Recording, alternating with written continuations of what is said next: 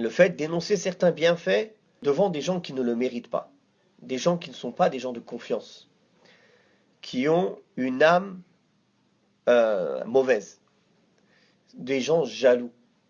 Alors ce n'est pas la peine de leur énoncer les bienfaits qu'Allah t'a donnés, car ils vont te jalouser. Ce genre de bienfaits-là, tu les énonces devant des gens de confiance, que tu sais qu'ils aiment le bien pour toi, qu'ils sont contents pour toi si Allah t'a facilité et t'a ouvert des portes, qui au contraire vont être heureux, car ils te considèrent comme un membre de leur corps, un membre de leur famille. Comme le prophète sallallahu alayhi wa sallam a dit, l'exemple des croyants dans les liens d'affection et de fraternité et de miséricorde qui les unissent, c'est comme les liens d'un corps. Si une partie du corps se plaint, tout le corps accourt à son secours par la fièvre et la veille. Donc si c'est un frère qui est comme ça avec toi, oui, tu lui dis, Alhamdulillah, Allah m'a ouvert les portes. Alhamdulillah, j'ai appris des choses. Alhamdulillah, Allah m'a ouvert les portes de la richesse et je l'utilise dans le khair. Mais si c'est un jaloux ou quelqu'un qui aime trop ce bas monde, ne lui dis pas. Car il va te jalouser et qu'il peut même te porter le mauvais œil à cause de sa jalousie. Et il y a un hadith où l'authenticité de ce hadith a été discutée. Pas mal de savants du hadith l'ont rendu très faible, mais Cheikh Al-Albani l'a considéré acceptable et authentique. Même ceux qui l'ont considéré faible disent que son sens est bon. Ceux qui ont dit que le hadith en lui-même n'est pas sûr d'être une parole du prophète sallallahu alayhi wa sallam, ils disent que son sens est bon. C'est-à-dire qu'on peut tirer d'autres textes du Coran et de la Sunna que les leçons à tirer de ce hadith sont réelles.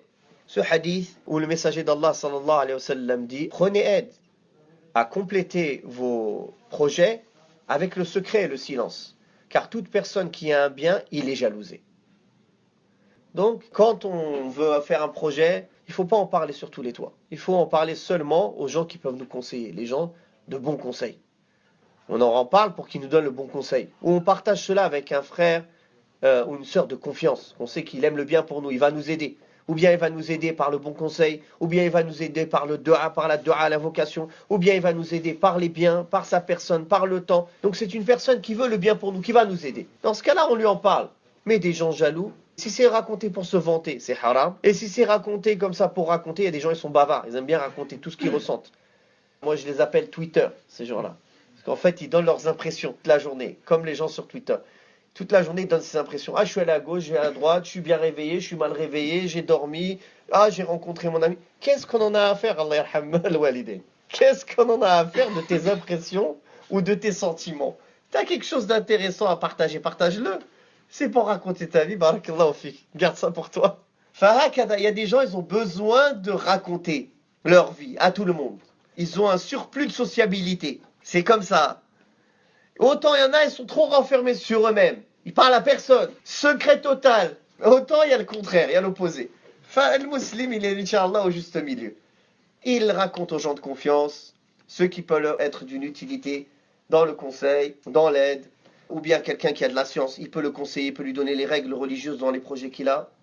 Même les rêves. Le prophète sallallahu alayhi wa sallam a dit que les rêves, on ne les raconte pas à tout le monde. Quand tu fais un beau rêve, une bishara, une bonne annonce qu'Allah Ta'ala te fait dans le rêve, bien que ce n'est pas une certitude un rêve, ça reste toujours dans le sens de l'encouragement. Tu la racontes aux gens que tu aimes, aux gens qui t'aiment, des gens proches, pas à tout le monde. Non.